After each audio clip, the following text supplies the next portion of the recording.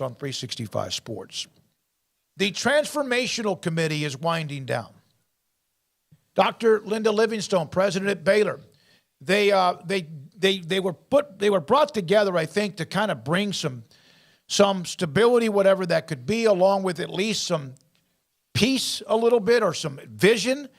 Dr. Livingstone today quoted, as a collective enterprise, we are both thriving and threatened. There are some new ideas, and in fact, Chris Vanini from theathletic.com, expanding the NCAA tournaments will be looked at, but not happening yet. And I think most people don't want to see the men's tournament expand. It is already at, 68? But there's thoughts about going higher. Requirements to be an FBS school could change. I would think maybe more difficult. Yeah. Because the pie, the money, I don't know. And then also details will be worked out on sports committees as far as certain sports have their own basic, I think like football or basketball or whoever will have their own czar, so to speak. Yeah. I hope that when we hit the 30th and 40th anniversary of this in college athletics, that we celebrate this like we do Title IX. Like, I really do. I know that that's very lofty, but for the sake of college athletics, I hope this group of people has done some things that will resonate for a long time so they can say, look what we did. We came together, we saw a need, we fixed a problem, and it's resonated through our institutions for all this time, like Title IX did, but color me pessimistic, even with the respect I have for a lot of people on there, just because I think you can have a committee that has a lot of great ideas and gives a lot of great plans, but now it's on the institutions that you give them to execute it, and that's where I lose my faith. What can you actually enforce in some of this too? Like, I mean, that's great. They got together again and talked about some stuff. I mean, that's fine. That's good. I mean, I know this committee's trying to do the best that it can to transform the NCAA and bring it into the modern era and tweak it as best they can. But I hear those 4 letters and I just eye roll. I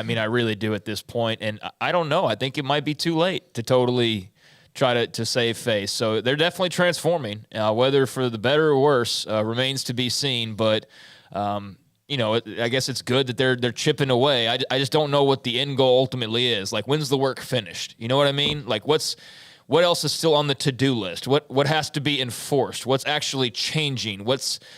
Give me something to chew on, because I hear a lot of they're working to do this and they're meeting again to do this and they're working on this. And it's like, but what's different than what it always has been? I don't know. I could not tell you what single thing is different from what, it was, so to speak. So that's great. I mean, one other thing that apparently was mentioned was the whole, a new women's basketball tournament, a secondary tournament that will accompany the NCAA tournament, 32-team D1 women's tournament, the equivalent of the NIT, according to Nicole Auerbach, but it won't be the women's NIT. It'll be a privately owned separate tournament. So that was also coming out of today, a second women's basketball tournament, but it won't be the women's NIT. So, there's a change, and that's something that's certainly different and will be good news for some other schools out there. But yeah, I think it's an uphill battle on a slippery slope, and you don't have good shoes on. It's kind of what it feels like, but good luck to them. Best wishes. I think, Paul, I cannot be the one to inform you, I'll do it now, that next spring, or when this new secondary women's basketball tournament starts, that we'll send you there. Is he going to be our court reporter? So, yeah. That'll be good. So beyond the 64 teams and then the 32 teams that are the women's NIT, there's going to be 32 more teams that need to play in a tournament. I don't know. I would say no to this, just like the CBI. No, I get it. I get you're trying to. I think the NCAA, especially given how badly they treated the women's basketball tournament and how badly they have botched enforcing their own rules and standards in that, which is shameful in what they've done.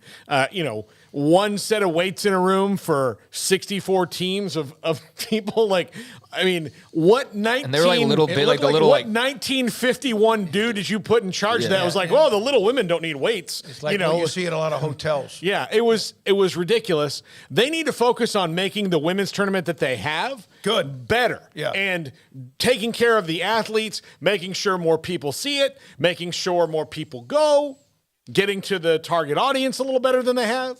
Yep. Do you have something, Garrett? Okay. Yeah, I mean, the recommendations that they have out there are, interesting to look at, recommending the formation of sports-specific management committees. So you mentioned that. I don't know if they'll use the word czar, but it'll be something along those lines. Recommending D1 team sports sponsored by more than 200 schools should implement a postseason that includes 25% of the teams that meet the D1 standard in the sport. So that's more of just trying to gussy up the postseason, and I guess add more teams, which I don't think more equals better. Like you're saying, and then a lot of requirements as far as like medical coverage and things like that. So there's some stuff that, I mean, I know there's hardcores that love every aspect of every element of every angle of the business. And then there's some of us that just like recruiting on the field, like coaching moves, and like, let's kind of keep it there. And then some of the rule stuff you got to know as well, but mostly like want to stick to like the meat of it and not so much get into like the legislative part of this, because I just don't care about legislation and things like that. But, if it changes for the better, good for them. It sure as hell better, because they've been working on it for so long. Yeah. This better be a positive step in the right direction, or is all a colossal waste of time. What do I hate? Wasting time. I hate it. It's a pet peeve of mine. And I understand there are some times when they're very, very critical. I hate meetings. And that doesn't mean you can't have good ones that can create ideas and also solutions.